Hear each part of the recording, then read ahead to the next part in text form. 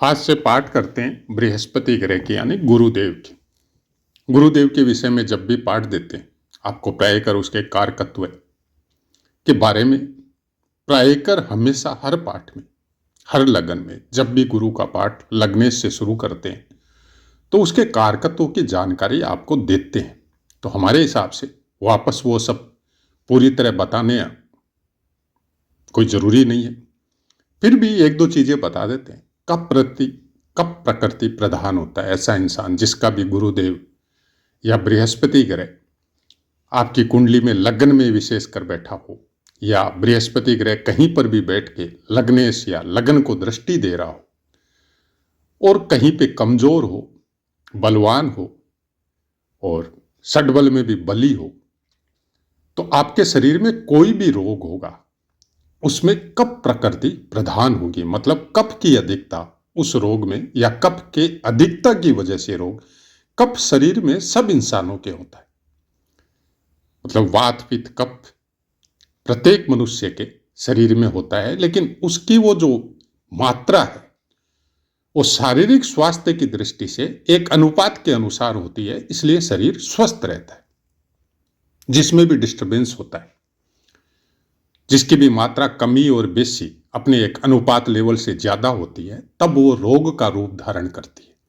तो ऐसे मनुष्यों को जिसका भी बृहस्पति षड्बल में बलवान हो, कोई भी रोग जब होगा उसमें कफ की प्रधानता कुछ ज्यादा रहेगी।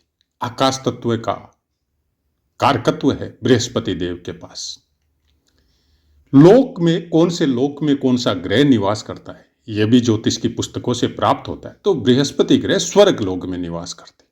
इसका मतलब क्या हुआ कि आकाश लोक आकाश तत्व है, आपके मस्तिष्क पे है, आपके ब्रह्मरंध्र में है, मतलब ज्ञान। और जिसको भी ज्ञान होता है, जो आपको भौतिक दृष्टि से ज्ञान एक अलग महत्व रखता है कि आप हायर एजुकेशन में जाएंगे, डिप्लोमा स्टडी में जाएंगे, कोई रिसर्च में जाएंगे, कोई बहुत बड़ा आप ज्ञान अर्जित करेंगे, उसके द्वारा धन भी अर्जित करेंगे। धन का भी कारक बृहस्पति को बताया गया। तो ज्ञान एक तो ये है, और दूसरा ज्ञान वो आध्यात्मिक लेवल पे लेके जाता है जिससे आपका आकाश तत्व एक्टिव होता है। तो वो कैसे प्राप्त होता है, उसकी अलग विधियां है, अलग तरह का उसका गुरु का सानिध्य जो आपको खुद भागवतिक गुरु हो, खुद अपने आचार विचार और व्यवहार और संस्कार से उस तरह का हो और उसके सानिध्य में रह के आप कोई साधना या कोई योग साधना या आध्यात्मिक साधना या कोई भजन, कोई मंत्र साधन, कोई वेद पुराणों का अध्ययन, जब उनके सानिध्य में, उनके आशीर्वाद में आप जब करते हैं तो फिर आपकी यात्रा स्वर्ग लोक की ओर मुंह करती है। मतलब आप अपनी अवस्था को कुछ ऊपर उठाते हैं आकाश तत्व की तरफ। वो तो जिनका भी बृहस्पति खासकर बलवान होता है, अच्छा होता है, ज्ञान की मात्रा बहुत अच्छी होती है। लेकिन एक चीज आप ध्यान रखिएगा कि ज्ञान एक जगह जाके घमंड का भी रूप लेता है। इसलिए जिनके अंदर भी कर्मकांड का ज्ञान होता है, कथा भगवत वाचन या पाठ या वेद पुराणों का अध्ययन करने वाला कोई ज्ञानी पंडित महात्मा ब्राह्मण कोई भी होता है, तो उसमें कुछ न कुछ घमंड आपको मिलेगा। एक तो घमंड होता है कि वो कुतर्कों में नहीं पड़ता है। तो जब जहां भी कुतर्क हो रहे वो अपने ज्ञान का प्रचार प्रसार नहीं करता है, वो चुपचाप उठ के चला जाता है। तो उसको हम घमंड नहीं मानते, लेकिन जो बाकी जो बैठे रहते हैं वो उसको घमंड मानते हैं। वो उनकी अपनी बुद्धि है। लेकिन एक वो घमंड होता है कि आप किसी भी हालत में अपनी बात को सिद्ध करने के लिए किसी भी सीमा तक अपने शब्दों को प्रत्येक उस ऊंचाई तक या चिल्लाने की अवस्था तक लेके जाएंगे और फिर गुस्सा होके और मतलब कुछ भी अपशब्द बोलेंगे। वो एक ज्ञान का अहंकार जिसको बोला जाता है, जो बाद में अगर आपको कोई सही बोलने वाला हो, सही बताने वाला हो, सही तरीके से समझाने वाला हो, उसको जब आप एक ही शब्द में डायरेक्ट बोल देते हैं कि हाँ आपको ज्ञान ज्यादा है हमसे, कौन सा गुरुकुल में पढ़े हैं, कौन से गुरु के पास पढ़े हैं, कौन से वेदों का पाठ आपने किया है, कितना संस्कृत का जानकारी है, तो ये ज्ञान का जो अहंकार है ना, ये ज्ञान का अहंकार आपके गुरु को तो नेगेटिव करता ही करता है, आपको भी पूरी तरह पतन के रास्ते पे धकेल देता है। तो हमारा कहना मतलब इतना ही है कि लगन में गुरु बहुत अच्छा फल देता है। लगन का गुरु मतलब कल्याण वर्मा जी कहते हैं कि जिसका भी लगन में गुरु होता है वो जातक सुंदर शरीर वाला, बल, दीर्घायु, विचार पूर्वक काम करने वाला, पंडित, धीर और श्रेष्ठ होता है। पंडित का जो व्याख्या जब आप करते हैं तो पंडित एक तो हो गया कि जो कर्मकांड का ज्ञान देता है आपको, या कर्मकांड के ज्ञान के द्वारा आपके सनातन धर्म के संस्कार में वो सम्मिलित होता है, और वो कर्म जो है, यज्ञ हो, हवन हो, विवाह आदि कर्म हो, या बाकी जो संस्कार स्वरूप बच्चे का जन्म हुआ तो उसके लिए जो करना पड़ता है वो सब हो, वो सब काम वो आपका करवाता है, और उसके मेहनत के स्वरूप वो आपसे कुछ दक्षिणा वगैरह प्राप्त करता है। एक तो वो पंडित है। एक पंडित वो है कि वर्तमान समय में जो आपकी शिक्षा व्यवस्था चल रही है उसमें वो कुछ हायर एजुकेशन प्राप्त करे और बहुत ऊंचाई तक जाए, अच्छी एमएनसी वगैरह बढ़िया कंपनियों में या गवर्नमेंट सेक्टर में भी अपना योगदान दे, अपनी सर्विस दे, और उसके द्वारा बहुत सा धन अर्जित करे। दोनों में फर्क क्या है? बहुत फर्क है। एक पंडित जिसको एक सीमित क्षेत्र में उसने ज्ञान प्राप्त कर लिया और उसके अनुसार वो सामाजिक सबके सनातनियों के संस्कारों के स्वरूप वो अपने कर्म करता है, और उसके अनुसार कई पंडित तो वो होते हैं कि मतलब जो मिल गया वो संतुष्ट है उसमें, अब उनके घर की अवस्था चाहे कैसी भी हो। और कई वो होते हैं कि वो डिमांड करेंगे अपने अनुसार।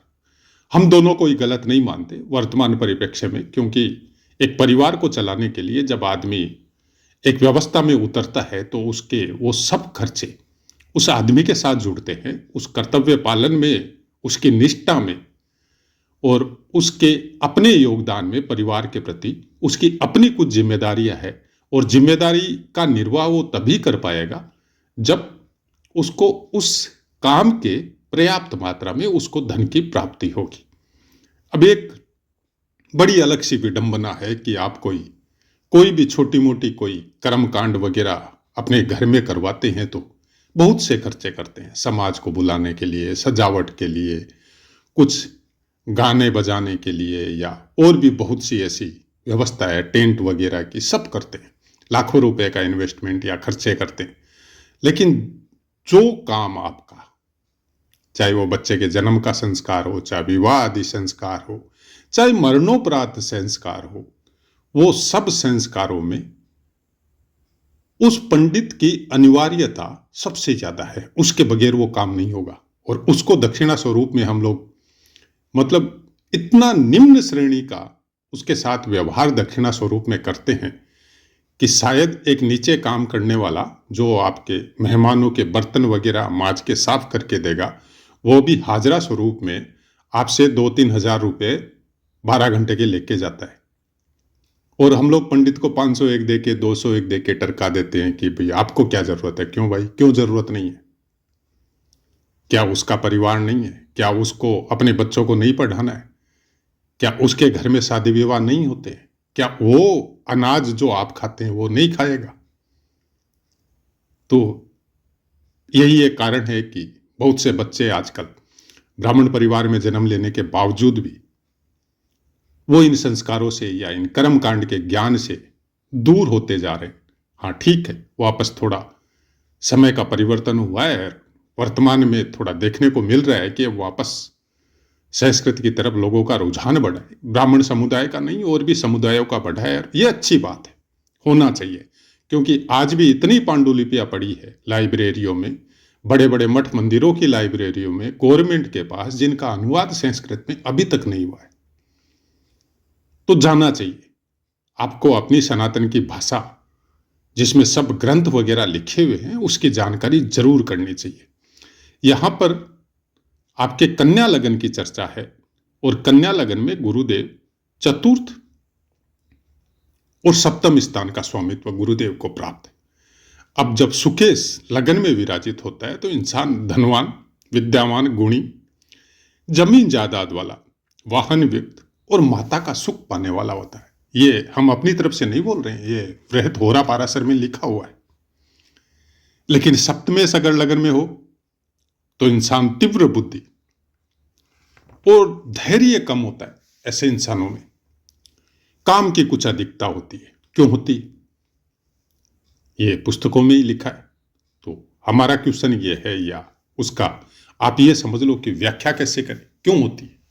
गुरु है, गुरु तो काम का कारक नहीं है, लेकिन जिस स्थान का स्वामित्व है वो काम का कारक है और काम का मेन स्थान है। मतलब तीसरा, सप्तम, तृतीय, सप्तम, एकादश, मतलब तीसरा, सातवां और 11वां आपकी कुंडली में काम त्रिकोण है। अब तीसरा और 11वां एक दृष्टि से आपके सप्तम स्थान से ज्यादा बली काम त्रिकोण है, लेकिन सप्तम स्थान सर्वव्यापी काम त्रिकोण है, जो आप एक संस्कार में बंधने के बाद में, विवाह आदि कर्मों के बाद में जो शुरू करते हैं, वो जब इसका स्वामी लग्न में विराजित होता है तो आपके शरीर में उस ऊर्जा का प्रतिनिधित्व कुछ ज्यादा करता है।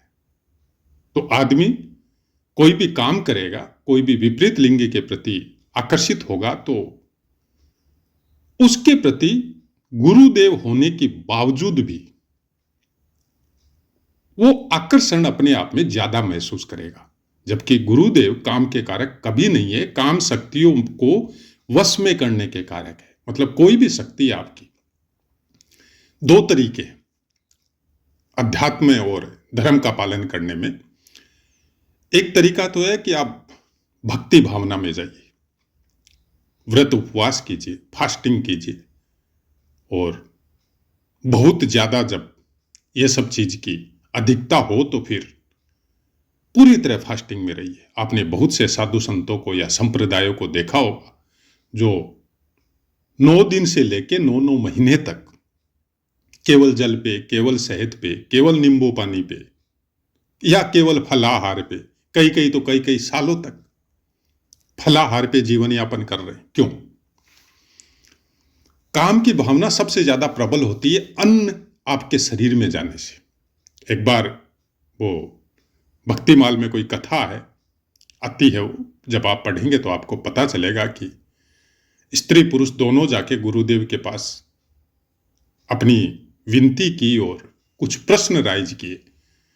जब पुरुष ने पूछा कि गुरुदेव इस काम की भावना पे नियंत्रण कैसे पाए, तो उनका आंसर था कि अनाज छोड़ दो, मतलब किसी भी तरह का अनाज का भोग मत करो, या तो फल खाओ या गाय का दुग्ध पियो या फिर जल या शहद का भक्षण करो। तो जब उनकी ये वाणी या उनकी ये कथा जब भक्तिमाल में पढ़ते हैं तो एक बात समझ में आती है कि अपने आचार्यों ने, अपने पूर्वजों ने क्यों व्रत की महिमा बताई है, क्यों उसके साथ कथा और धर्म को जोड़ा है। उसका कारण केवल एक ही है कि आप सप्ताह में, 10 दिन में, 15 दिन में, महीने में कुछ दिनों का आप संकल्प लेके आप उपवास जब करते हैं तो उस चीज का शोधन होता है, आपके शरीर से वो चीजें निकलती है। और उसमें भी बताया गया है कि फलाहार लो या दुग्धाहार लो या फिर आप केवल जलाहार लो। आपको ये नहीं बोला है कि आपको कुछ नहीं लेना, केवल वायु लेना, नहीं। उसमें बोला है कि आपको अनाज नहीं लेना है। तो जब उस कथा का श्रवण करते हैं तब समझ में आता है कि उन आचार्यों ने अनाज के लिए मना क्यों किया। क्योंकि काम रस को बढ़ाती है, और उसमें भी अनाज भक्षण के साथ साथ कुछ ऐसी उत्तेजक, कुछ वनस्पतियां या सब्जी के रूप में औषधियां, लहसुन, प्याज वगैरह, ये उस चीज को और ज्यादा बढ़ाती है। तो अगर उसकी मात्रा ज्यादा है और ग्रहों की वजह से ऐसी कोई प्रॉब्लम है कि तीसरे स्थान में ज्यादा ग्रह बैठे हैं या एकादश में बैठे हैं या सप्तम पीड़ित है, तो फिर आपको कुछ व्रत उपवास का आश्रय लेना पड़ेगा और कुछ अपनी बुद्धि और मन को कंट्रोल में करना पड़ेगा। नहीं तो फिर इस चीज की अधिकता आपको कुछ पतन के रास्ते पे भी ढकेल सकती है। गुरुदेव यहां से बैठ के अपने दोनों त्रिकोण, धर्म त्रिकोण पंचम और नवम दोनों पे दृष्टि डालता है, सप्तम पे भी डालता है, और सप्तम का उनके पास अधिकार भी है, स्वामित्व भी है। तो आपकी पत्नी बड़ी पतिव्रता होगी, मन से और तन से दोनों से सुंदर होगी। पंचम में दृष्टि डालता है तो आप ज्ञान का अथाह भंडार आपके पास होगा। आप तरह तरह के वैदिक या साइंटिफिक, अगर आप वर्तमान शिक्षा प्रसार या शिक्षा नीति के अनुसार अगर आप आगे बढ़ रहे हैं तो आप हाई डिप्लोमा का एजुकेशन लेंगे, बहुत अच्छी शिक्षा आपके पास होगी। और अगर आप धर्म के क्षेत्र में जाएंगे तो फिर वेदाध्ययन करना, कर्म कांड का ज्ञान करना, मंत्र विद्या का ज्ञान करना, ये सब चीजें आपके पास भी रहेगी और आपके जो पुत्र होंगे वो भी ज्ञानी होंगे, संस्कारिक होंगे। नवम पे दृष्टि डाला, आदमी धार्मिक होगा, मतलब कुकृत्यों से कोई कर्म नहीं करेगा। जैसे भाई कोई भी काम हो, हमको धन चाहिए, धन कमाएगा लेकिन गलत कर्म नहीं करेगा। मतलब ऐसा इंसान जिसका गुरु लग्न में बैठा हो और बहुत ज्यादा पीड़ित अवस्था में नहीं हो, लग्नेश लग्नाधिपति, मतलब लग्न में गुरु और उसका लग्नेश जो है बुध, वो प्लस चतुर्थ स्थान, ये तीनों जब तक पीड़ित नहीं हो तब तक आप आंख मूंद के ऐसे आदमियों पे विश्वास कर सकते हैं। ये कभी भी हो सकता है अहंकारी हो ज्ञान की वजह से, लेकिन कभी भी जहां बैठे वहां या जो कार्य इनको दिया गया है वो पूरी ईमानदारी और निष्ठा से निभाएंगे। किसी के प्रति कोई भी कुकर्म करके अपना भला नहीं करेंगे। जो भी करेंगे अपना जो जो तरीका है, चाहे सरकार द्वारा जो कानून बना दिया गया वो हो, चाहे अपने सनातन धर्म के अनुसार जो नियम कायदे कानून है कि किसी को सताना नहीं है, किसी का बुरा नहीं करना है, किसी को किसी से छीन के कुछ प्राप्त नहीं करना है, तो ऐसे आदमी ईमानदार, बढ़िया, अच्छे कर्म करने वाले, सबका भला चाहने वाले, सबके ऊपर अपनी समान दृष्टि रखने वाले। कि ऐसे इंसानों का क्या होता है कि परिवार में जैसे लंबा परिवार है, कुटुंब लंबा है, और कोई बच्चा जो है वो झूठ बोलता है, कुकृत्य करता है, गलत कर्म करता है, तो किसी भी हालत में चाहे इनका अपना ही बच्चा क्यों ना हो, ये उसका फेवर कभी नहीं करेंगे। अगर सबके बीच में बैठते हैं, कोई कृत्य ऐसा हुआ है जिसमें इनके अपने ही बच्चे की गलती है, तो ये डायरेक्ट उसके ऊपर अंगुली उठाएंगे, बोले ये तुम्हारी गलती है, तुमने इसका ऐसा कृत्य किया है और इसकी सजा अब तुम भोगो। हमको इस मैटर में कोई मतलब नहीं है, तुम्हारे प्रति कोई सहानुभूति हमारी नहीं है, और हम तुमको बचाने के लिए कोई उद्योग नहीं करेगा। कर्म तुमने किया, जो वर्तमान में जो कानूनी व्यवस्था है उनके अनुसार जो सजा है वो आप प्राप्त करो, और अच्छे से बन के रहो तो स्वीकार है, नहीं तो फिर वापस मत आना। मतलब इस सीमा तक जा सकता है ऐसा आदमी धर्म के मामले में। तो आशा है मित्रों पाठ समझ में आया होगा। अब अपनी वाणी को विराम देते हैं, आपसे आज्ञा लेते हैं। जय श्री राम।